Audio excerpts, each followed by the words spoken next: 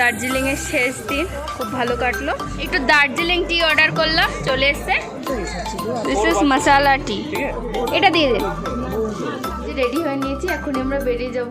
মনটা খুব খারাপ করছে। Good evening everyone. তো এই যে রেডি হয়ে নিয়েছি, এবার বেরোচ্ছি। তো আজকে আমাদের দার্জিলিংয়ের শেষ রাত, একটু সুন্দরভাবে ঘুরে নিতে হবে। কালকে সকালবেলা উঠেই আমাদের চেক আউট করে নিতে হবে, কারণ আমাদের 4টের সময় ট্রেন আছে। সো মনটা একটু খারাপ করছে, কিন্তু কিছু করার নেই। যতক্ষণ আছি একটু আনন্দ করে নিই। তো চলো, আর কি করব তোমাদের সাথে সবটাই শেয়ার করছি, দেখতে থাকো। তারপর সেজে গুজে বেরিয়ে চলে গেলাম সোজা মেলে। আগের দিন এই দিদিটার কাছ থেকেই আমি চিকেনের বড় একটা লেগ পিস খেয়েছিলাম।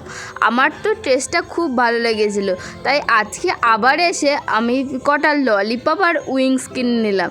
তো সেগুলোই খাচ্ছিলাম রাস্তার ধারে দাঁড়িয়ে দাঁড়িয়ে। অ্যাজ ইউজুয়াল আজকের টেস্টটাও খুব ভালো ছিল। তাছাড়াও আরও দোকান ছিল, আর যত সন্ধে বাড়ে এখানে যেন ভিড় উপচে পড়ে।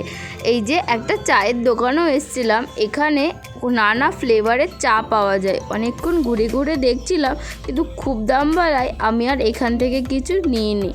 কাল যেহেতু চলে যাব, তাই মন ভরে একটু মেলটা ঘুরে নিচ্ছিলাম। আর মোমো খাবো না তা কি হয়, এখানে এসে 1 প্লেট গরম গরম মোমো নিয়ে নিলাম। এই ঠান্ডা ওয়েদারে গরম গরম মোমো যেন অমৃত লাগে। তারপর সোজা চলে গেলাম আমাদের এই মেল মার্কেটে।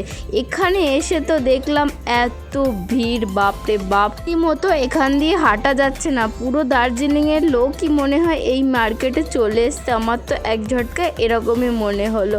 তো আমি এখানে এসে দেখলাম প্রচুর দোকান, পরপর সোয়েটার, চাদর, ছাতা, অ্যাক্সেসরিজ, কত কিছু আছে। তো আমি এখানে এসে ঘুরে ঘুরে দেখছিলাম, কিন্তু এখানের রেঞ্জগুলো না খুব হাইও আছে, একটু বার্গেনিং করে নিতে হবে সবাইকে। তো আমি তো একটা একটা করে দেখছিলাম আর বার্গেনিং করছিলাম। তো অনেক কষ্ট করে ভিড় কাটিয়ে কাটিয়ে হাঁটছিলাম। যত সামনে যাচ্ছি ভিড় জন্য আরও বেড়ে যাচ্ছে। তো এই যে ছাতাটা দেখছো, এই ছাতাটা আমি নিয়েছি আমার মায়ের জন্য। অনেকগুলো ছাতা দেখার পরে আমার এই ছাতাটাই পছন্দ হলো। আরও অনেক কিছু টুকটাক শপিং করেছি। আমি এত ভিড় ছিল সেগুলো তোমাদের সাথে শেয়ার করতে পারিনি কোনো রকমে। ওখান থেকে এসে ভিড় কাটিয়ে মেলে আমি একটু বসে রেস্ট নিচ্ছিলাম। এই যে গাইস, টুকটাক শপিং করে আসলাম, একটু ছাতা, চাদর এগুলোই কিনেছি। তো এখানে একটু বসলাম, রেস্ট নেব, একটু চা খাবো। চারিদিকের পরিবেশটা এত সুন্দর, খুব ভালো লাগছে। এখানে বসে একটু সময় কাটাচ্ছি। বেশিরভাগই বাঙালিরা দার্জিলিং আসে, আর দার্জিলিংয়ের নিয়ে তো কোনো কথাই হবে না। যতবারই আসুক মানুষের ভালো লাগাটা একই রকম থেকে যায়। আমারও খুব ভালো লাগছে, এই কদিন খুব ভালো কাটালাম, কিন্তু মনটা একটু খারাপ করছে। কালকে তো চলেই যেতে হবে, তো কিছু করার নেই। তো আজকে রাতটা একটু মন ভরে ঘুরে নিই। দারুণ লাগলো, খুব ভালো কাটালাম দার্জিলিংয়ে 3 দিন। এই যে একটু দার্জিলিং টি অর্ডার করলাম, চলে এসছে। এটা এখন একটু খাবো আর এখানে বসে একটু সময় কাটাবো।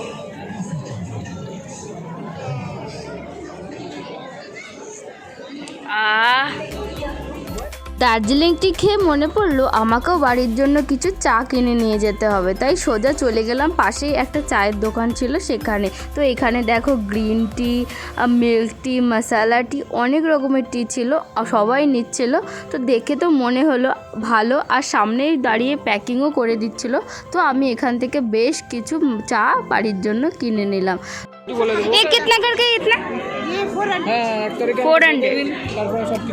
ঘুরতে ঘুরতে এখানটা এসে দেখলাম খুব রিজনেবল প্রাইসের লং কোটগুলো বিক্রি হচ্ছে। তো আমার তো দেখে খুব ভালো লাগলো বলে আমিও নিজের জন্য একটা লং কোট কিনে নিলাম। এই যে দেখো, এই যে গাইস, আমি এই সোয়েটারটা কিনলাম আর আমি এখানেই পরে নিয়েছি। একটু ভালো ভালো ফটো সেশন করবো বলে এখানেই পরে নিয়েছি যে লং কোট। এই যে তোমাদের সাথে সোয়েটারের লুকটাও খুব সুন্দর করে একটু শেয়ার করে দিলাম। তারপরে আমরা চলে গেলাম হোটেল মহাকাল রেস্টুরেন্টে, আমাদের দার্জিলিংয়ের ফেমাস বাঙালি রেস্টুরেন্ট। এখানে চলে গেলাম রাতের ডিনারটা করতে। তারপরে অনেকক্ষণ ওয়েট করার পর আমার থালি চলে আসলো। এই যে আমি একটা চিকেন থালি নিয়েছিলাম, যেটার প্রাইস 180 নিয়েছিল। আর টেস্ট ওয়াইজ খাবারের ভালো টেস্ট, আমার তো খুব ভালো লেগেছে খেয়ে, রিজনেবল প্রাইসের মধ্যে।